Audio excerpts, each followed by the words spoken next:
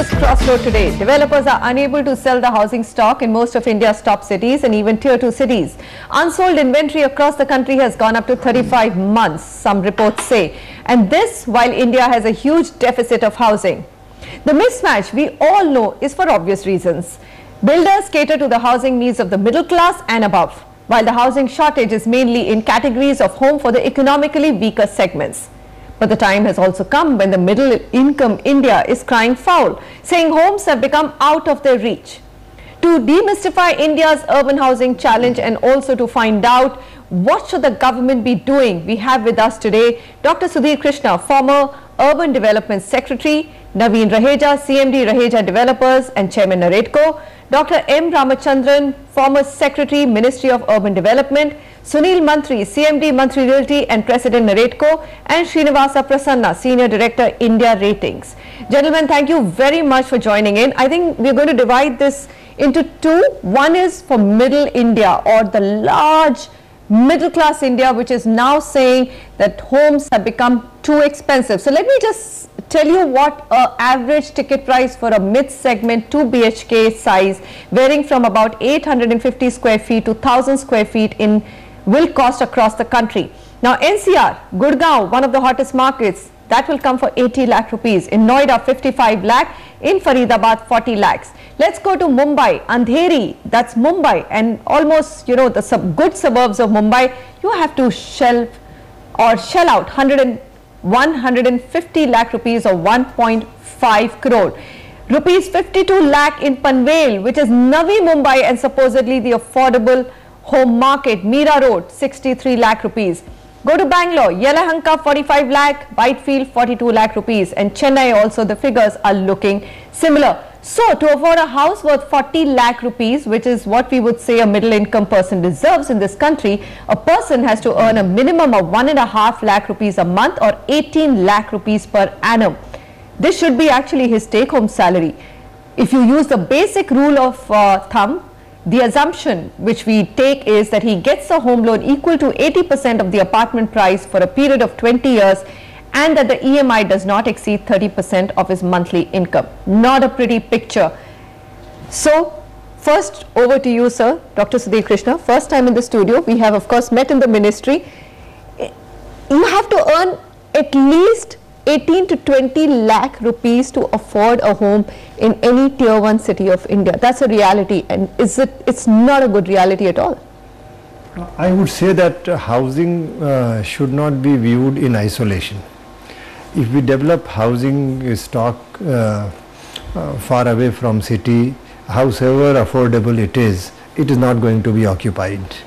So housing must be seen as a part of overall urban development, which would include availability of transportation and safety and security for those who are living, and as I said, commutation facilities, other infrastructure like water supply and sewage facility, electricity and so on. Then only housing will become useful for anyone. And even if you give free houses, I would say that it is not going to be occupied unless it is worthwhile living there. Okay, so point taken. And most of the affordable housing stock is getting created in places where it lies unoccupied. Naveen Raheja, why is it that developers, when they sense that there's a huge opportunity in economically weaker segments, don't go there? That's one question that I would like to, but let's hold on. I thought we were going to concentrate on middle income, so I have just sidetracked a little bit. In the middle income story, developers say that look, we can bring prices down if we just get one thing from each state government, which is quick approvals. That actually adds to the cost. Do you stand by that statement? Because now you have a new government, and I will ask Sunil Mantri that, which promises to bring about change. Naveen Raheja? See, 40 to 50 approvals, more than 1.5 years to even going up to 3 to 4 years for getting licensing. We get that. We've established many times. My question to you is very simple. If middle income India is saying that look, housing has become very expensive, and that's partly the reason why developers are finding it very difficult to sell in this Diwali period, or have found it very difficult to sell. if your approvals come in 3 to 6 months, will you bring down home prices? That's Yes. the big question. Yes, it is not only approvals, it is enabling approvals also. Are you going to give me adequate density to make housing for the common man? In India, our policies are based upon National Building Code and very, very old bylaws. We have limited densities, 200 density, 300 density. Average apartment size is so big, if we do even count for cost of land and FSI, it goes out of the reach of the common man. What can we do? Okay. Policies have to be enabling, number one. Clearances must come online. After all, if we take 3 to 4 years for getting clearances, the cost of money gets loaded on the customer. And then there is an uncertainty risk also which I have to cover, because 3 to 4 years some policies might change, some other problems also come, I have to hedge that as well. Okay. So Sunil this is Mantri, second Naveen thing. Raheja Third is thing- not answering that one question. Approval delays are supposed to are adding huge amount of cost. That's what I hear from developers. If approval delays go, the BJP government is promising to do that. Maharashtra, at least your state, has a new chief minister who's extremely positive. His interview we've carried where he says he's talked about housing and said that 40 approvals are needed, which is ridiculous, and that is going to change if those delays go away. Is there room to bring down prices, and by how much? I 100% agree with you, Manisha. The approval is a major cost of the hindrance, and it adds to the cost, and it has become very important in the metro cities where you see the huge land cost.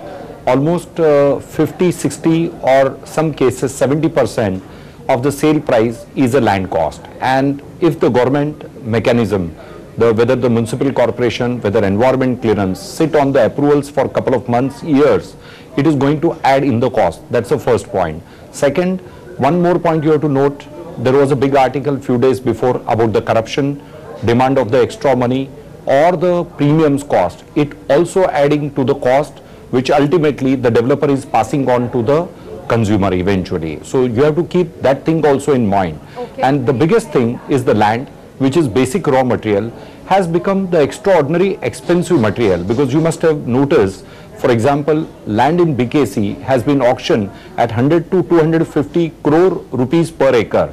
Now ultimately you have to divide this 250 crore divided by the FAR available. So if the land prices are so high, how we can give the cheaper housing or the affordable housing? If you talk the infrastructure, Mumbai's peripheral area, we are not properly connected with the infra. Very little land is available. Whatever land is available, that is again regulated either with CRZ, either with the Forest Regulation Act, the DC Regulation Act and zoning regulation.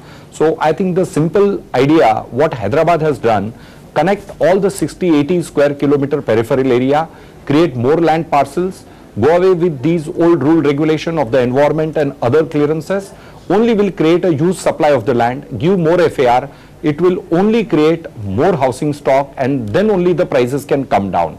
Approval is a major hindrance, and if the approval can be made online window, single window clearance or online clearance within 30 days, approval and getting the occupation certificate, definitely the developer community can reduce the prices with 5 to 15% without any difficulty. Dr. Ramachandran, what is your view? So what I'm hearing is that A, approval process has to be faster, B, more land has to be made available, and 3, connectivity has to improve. If all these 3 fall into place, and well, we would all like to see that day, prices can come down. My question is, can prices not come down right now, right away? Do you think that prices have run up too much of homes across big cities, or do you think that hypothesis is not correct?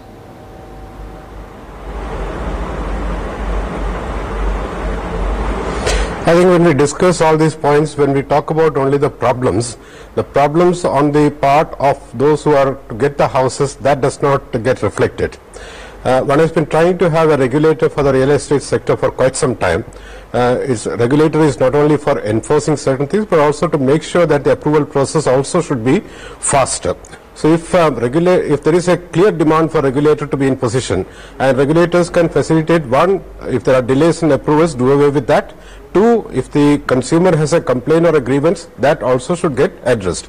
I just heard in the discussion now that the cost till the approval process is loaded on to the consumer. I really can't understand why should it be so. If you have a clear land site available and the clearances are possible, and if one is prepared to see what are the types of clearances I need to take and my land is amenable to that, I think that itself cuts short the huge process of delays which one experiences. So if that sort of a regime also can come into effect, I think that would make a big difference. Of course, I must say we are talking about different categories of people. Yeah. Currently we are focusing on the middle income who need houses, and there is also a situation in our country where houses or apartments are bought and kept locked.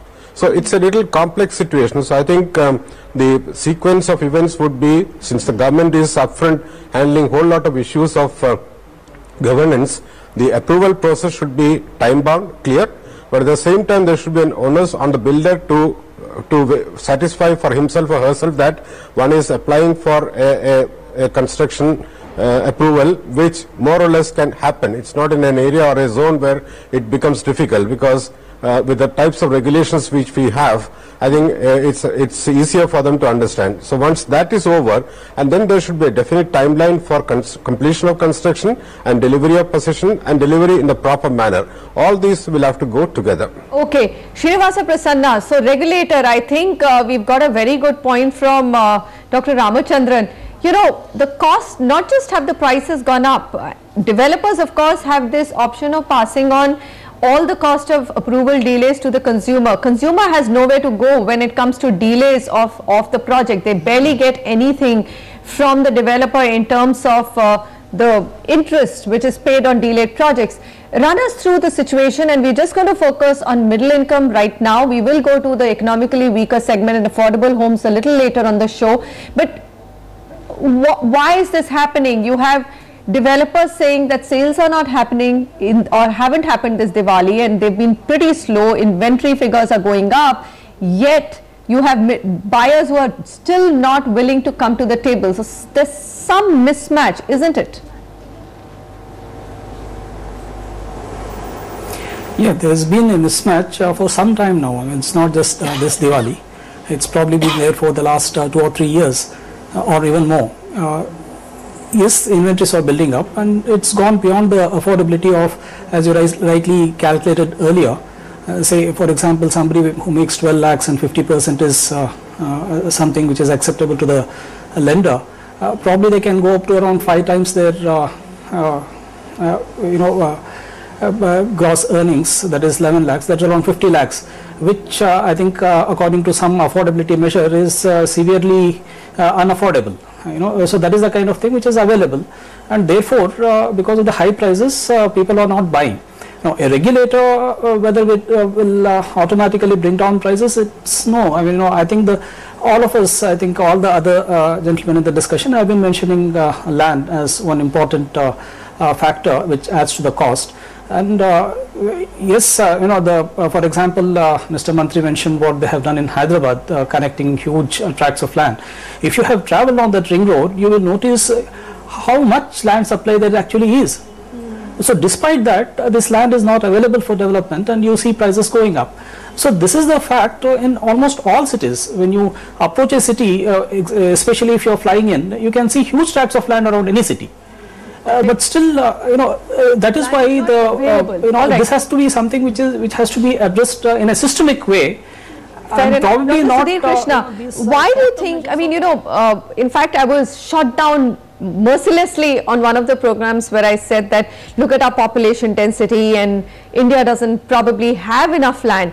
And I was told by everyone on the panel that there is enough land. Would you agree with that? If there is enough land, then why is it not coming into the market to ease the housing supply or housing stock? Well, we have tried with the Urban Land Ceiling Act. It did not work, and it is not a workable solution. But we have to also see that some of our other laws need to be revisited. Okay. For example, the rent laws. The rent laws in some states are still, like including in Delhi and even in Mumbai, in Kolkata, major cities, these are the mega cities. the rent laws do not encourage redevelopment of the properties. So that is one reason why we are not able to make use of the available land. That is one. Secondly, the land use plan, the master plans have to be very dynamic, and these have to be related to transit development, what we call transit oriented development. We have to provide for public transport solutions which will enable much bigger, better usage of land in terms of multiple types of usage, in terms of higher FAR, without clogging the roads. And therefore we must have a proper transportation planning. And lastly, I would say that planning must be regional in nature, not for city alone. The city and the pertinent surrounding areas must be viewed as an integral part of habitation, and all the planning, whether it is the drainage plan, whether it is the circulation plan or mobility plan, or whether it is water supply plan or waste management plan, unless these are integrated for the whole area, in bits and pieces, if we develop housing stocks, is not going to work. It has not worked in, even you develop, Rajiv, we talk about weaker section housing or prime housing, both will not be occupied if these are not part of integrated setup. So I would say that the land have to be made available as a part of integrated master plan. India as a country will have to provide affordable homes to an estimated 38 million households by 2030. No other country has provided affordable housing on this scale. On the other side, let's get to that issue. What has the government done so far? Because it cannot be done by private players. It has to be a workable and a business model for private players to step in. So what does the government need to do, and what do private developers need to do? We'll come back and discuss all of that.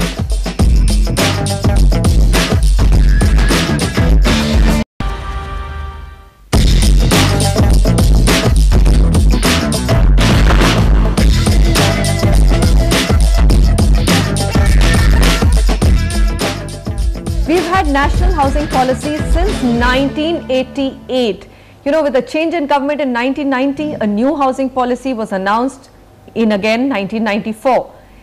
We've had continuous housing policies, yet we've got such a deficit of housing when it comes to affordable or housing for the economically weaker segments. Housing for all has been a mission which the BJP stated many decades ago. I mean, not many decades ago, but in 1998.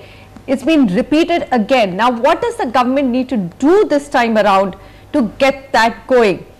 Dr. Ramachandran, you know, there are many policies which were issued by the government and none of them have succeeded. At least even the Planning Commission has come down very hard on them, whether it's JNNURM or the Rajiv Awas Yojana.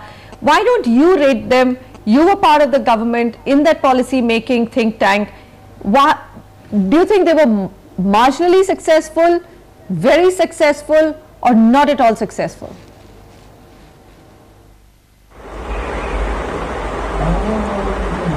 So we are talking about two different things. One is the policy, the other is the scheme or the program, either related to the policy or as a standalone arrangement. Now, when you talk about policies, policies normally would give a goal or a vision. So I don't think we ever had, as far as housing is concerned, a definite target given as part of a policy. Probably it's for the first time, you talked about previous governments, probably it's for the first time a target of housing for all by 2022 has been set, which means every player involved, concerned, has to get into the process of contributing to this, achieving this goal. Which would mean central government, state governments and all other players. So I think for the first time we have a target, and that's very critical, which means when you have to work to achieve the target, you have to look at the means of achieving it. As far as programs or schemes are concerned, I would emphasize this point that minus a JNNURM or the BSUP part of it, or minus the state government programs of building houses, we would not have even reached a level where we are today. It's another matter whether we have been able to succeed fully or not. To succeed fully, it has to be in a mission mode, and all the obstacles have to be sorted out. And that's where, if you have to achieve housing for all by 2022, which I think can be done if we are very focused. And in that, the first point I would say is making land available. I mean, I make a distinction between making land available for the middle income sections and making land available to provide houses for the weaker sections. So making land available would be a critical factor, and there I repeat my point which I have made earlier also in your show, as to when it comes to each and every city, one should look at the type of public land available and what part of that can be made available for this type of housing. And then would come the other factors like financing and the process of taking them up. If you look at the history of JNNURM or even Rajiv Awas Yojana, it had various types of components in that. Now the question is, a person who has to earn a living basically to meet one's livelihood issues would be able to afford a loan of that type, go to a financial institution, get the loan sanctioned and live with that for a certain number of years. So we have to have certain gradation even among those people who need houses, particularly the slum dwellers and the like. So what maximum can government do and what linkages can government facilitate? The last point I would like to make in this context is, I think basically when we talk about real estate development in the larger sense, it's a question of doing business or making profit. So would the developers be involved in this process of building large number of such houses? And I don't have to repeat the figures of shortage as far as EWS and LIG are concerned. Would they be involved in this process? Suppose government comes forward with land as a factor.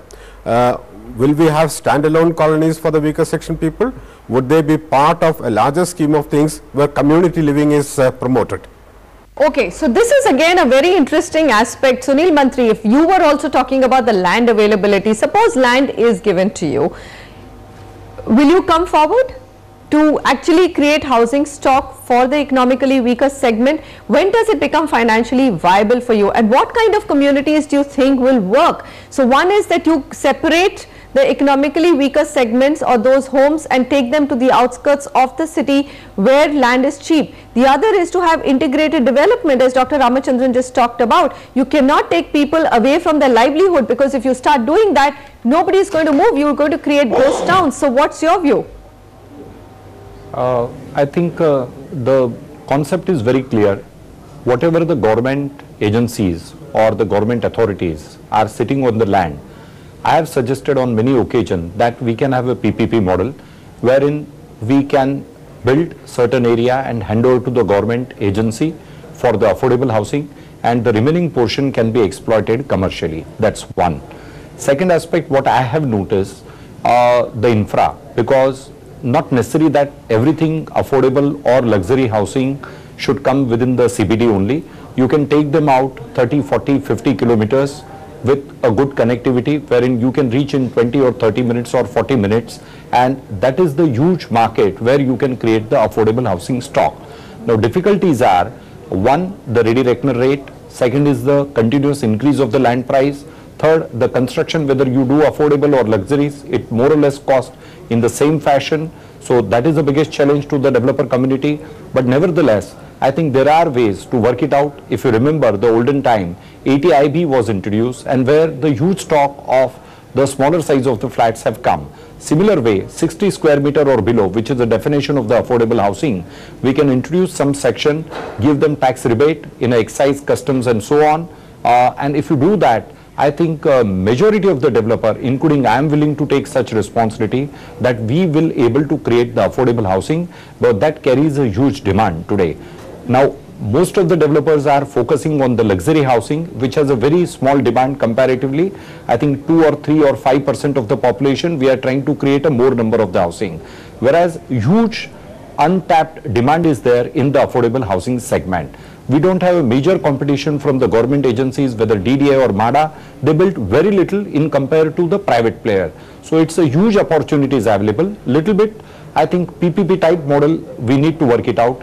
More reforms from the government agency, the relaxation in the tenement density and taxes, I think will boost up the whole sector in big way. I think government has made it clear that they are not able to achieve this target, and we as a private developer need to help to government to create this affordable housing stock. Okay. Various ways are there to create a land bank available, and I am thinking, I always feel that that is possible, doable. All the government land, particularly, for example, can be converted into PPP. So it is doable.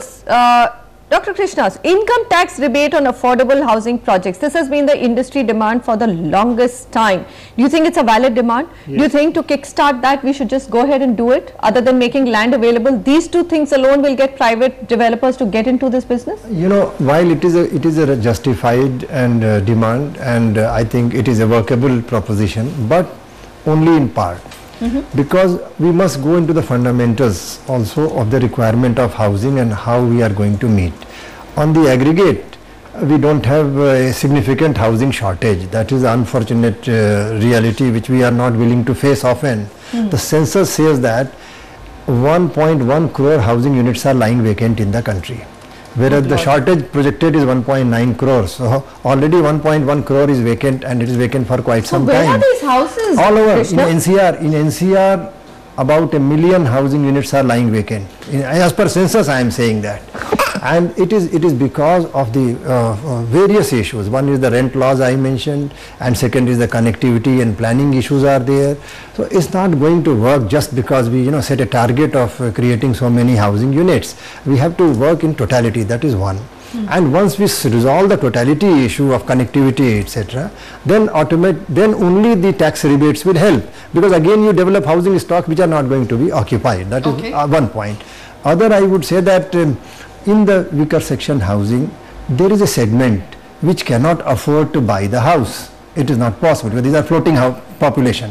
In Delhi or any other, because cities are growing and lot of floating population is there, you can't expect them to go on buying housing. So they have to be provided shelter. And rental housing. Rental housing. So world over, the countries, whether in the Americas or in the Oceania or in the Europe or even in our Asia, whether it is China, Japan and so on, every country which is developing in a significant manner has struggled with this issue. The weaker section housing is a different ball game altogether. We need not club it with over a housing shortage, and it cannot always, partly yes, it has to be clubbed along with the bigger houses. You can attach some houses with but it will not resolve all the problem. As I said, that you have metro project in Delhi. Right. It brings in thousands of workers for a few years. Now they cannot be attached with the developed big prime houses, attached houses. It won't work that way. Okay. So therefore rental housing is one option which we have to think, but it's not very easy also. Every country has struggled. Even America, even London, UK, or even everybody has struggled with rental housing. But that solution we have to seriously explore and empower and involve local bodies. The municipalities, the development authorities have to be roped in along with the states, and then the national housing policy will really give the real fruits, not merely overall. In aggregate we have succeeded in creating housing stock, but again the segments are still not able to. We've not cracked the, basically there's a demand supply mismatch. That is what we established. Dr. Ramachandran, just one of the reasons why something like RAY failed to take off was because states expressed that it is difficult for them to provide 50% share for the RAY scheme, either from the resources or from the contributions of the ULBs. Now, just look at this entire dynamics of land being a state subject, housing being a state subject, and then you have a ministry at the center, and tell us, how do they work more in coordination? Do you think that the change of government, or the fact that you have more and more states now ruled by the same government as the center, would probably now make some of these schemes far more effective? Is that a hope that we can hold?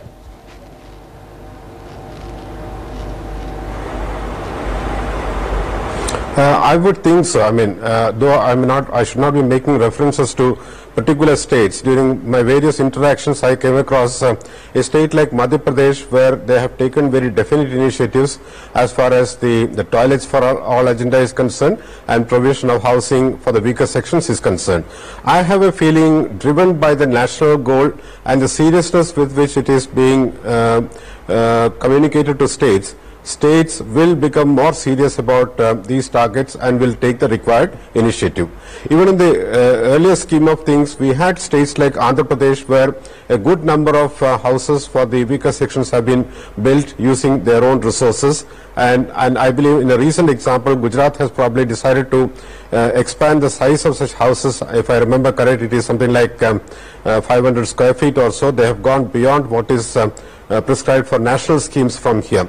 So there is an interest generated, and I think it is possible. It's a question of, as I said in the beginning, it's a question of the willingness or the political will being there, and then trying to drive the agenda by looking at what are the problems or issues in this process, what needs to be addressed, and how is that to be taken forward.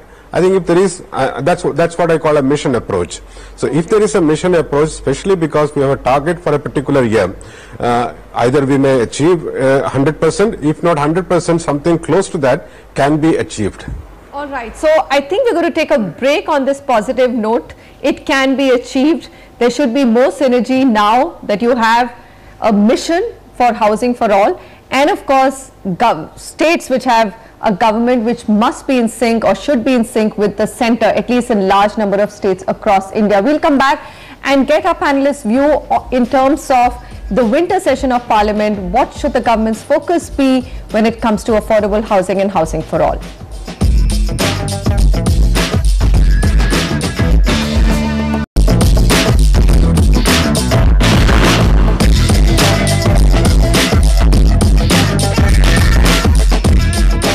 Welcome back. Affordable housing, housing for all, and also making sure that mid-income India doesn't cry foul when it comes to runaway prices of homes. That's what we've discussed. There's a lot that the government can do. There's a winter session of Parliament which will begin in less than 4 weeks. What should the government's focus be on? Naveen Raheja, let's start with you. We are all hoping for the regulator bill to come in, which will ease your life, which essentially means that it should push for quick approvals. It will also ease the consumer's life, but I do hear that developers are still not happy. So regulator bill, anything else, what is it that you would want to see in this session of Parliament? Number one, when we have been discussing on Housing for All 2022, we all talk from the top. Unless and until we are able to create housing for the people. Now these people are different people in cities, in metropolitan cities, they are different in tier 2 cities, they are different in rural housing. We have to think from their perspective. If anybody has the money to buy a particular type of house, you have to create that type of house in that budget. Okay, we are not doing that. We are not doing that. We are not doing that. We are not doing that. So I'm glad that at the end of the program we accept that. We are discussing, talking for many years. Unless if I as a buyer, even if I am a worker or a laborer or a rickshaw puller, unless you give me a house which I can afford, for which I can spare money, or you can do my hand holding to that extent, how can I buy a house?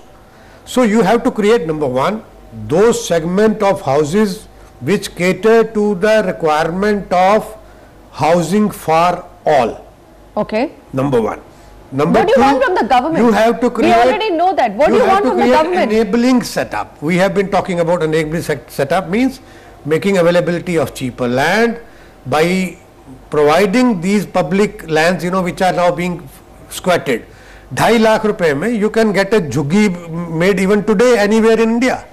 So why can't that jhuggi land be converted into 10 apartments vertically by the government at the same price? Okay. So these simple things which have to be understood and to be made enabled. These two things. Number 3, then allow us to work, allow developers to work. What is the problem if we can get single window online clearance? All these 40 clearances can come under one click of a button. They can come. Okay. So why don't you enable us to do that, so that we can bring down that 20% cost and pass it on to the customers? All right. Please allow us that. So these are very, very simple things which can be done, and we expect in Parliament also they take it up. Mr. Prasanna, I think we have to come to you. You've been left out of the discussion for a while now, so your views are really important. What should the government be doing? I mean, that 2022, we're talking about housing for all, but couple of steps that the policy makers should take right away. Yeah. Two things. One, of course, the regulation bill has to get passed and with as minimal dilution. Two, for that large scale integrated development, they should come out with some scheme of large scale government acquisition of land, and then making an integrated development of that in the lines of say Navi Mumbai or Rajahat in say about 100 cities. So something of that big bang kind of thing, in which land acquisition is done by the government and then auctioned off, as was done in Navi Mumbai and Rajahat is being done right now in Rajahat. So that is the kind of thing I think I would be looking forward to. So that would really start off a large scale. Yeah. All right, Sunil Mantri. Sorry? Yeah. One, I think what we are demanding, industry status. The previous point what I have mentioned, because there is a huge shortage in the affordable housing segment. Unless until government incentivize by giving some tax benefit, it won't work, and private developers won't be attracted. So therefore I am again strongly suggesting that a section like 80IB, especially for the affordable housing, should be again reintroduced, which will help to create a huge massive supply of affordable housing stock that is required. Online clearance is the one factor. And fourth, PPP model. Whatever the government has lands, whichever department, they should bring under PPP model and take a affordable housing stock in their kitty, which can be provided at a cheaper price or the construction cost plus some factor. I think that's a way what we look forward. Again, just to add the regulatory bill point, the regulatory point, the basic thing is missing, that the approval authority, the authority who gives the approval, are out of the regulatory bill. Unless until you bring them under the regulatory manner, I think the cost cannot come down. So the biggest missing point in the regulatory bill is that all those authorities, whether corporation or the infra or the other authorities, should be brought under the regulatory manner. All right. Well, gentlemen, thank you very much. We have touched upon every point that could have been, and we're just hoping that you know, the policy makers do take some of these. I'm sure everyone knows the answers. It's just about implementation and getting there. Dr. Sudhir Krishna, Naveen Raheja, Dr. M. Ramachandran, Sunil Mantri and Srinivas Prasanna. Thank you, gentlemen, for joining me. Affordable housing, housing for all, and of course the regulatory bill. These are important issues. There are also issues of having a demand-supply mismatch which needs to ease out before we can talk about housing for all. Thank you very much for joining me today. Let's hope that the new government in Maharashtra and of course the sync that we see on several state government fronts and the central government also plays up in the coming years and we do achieve that dream. Thanks very much for joining me.